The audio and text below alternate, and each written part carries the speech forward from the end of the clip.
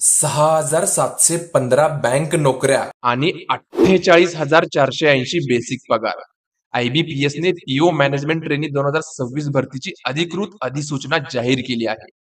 एकूण 6,715 जागांसाठी भरती होणार असून कोणताही पदवीधर उमेदवार अर्ज करू शकतो. सुरुवातीचा बेसिक पगार 48,480 असून भत्त्यासह मासिक पगार 75,000 पेक्षा जास्त असू शकतो.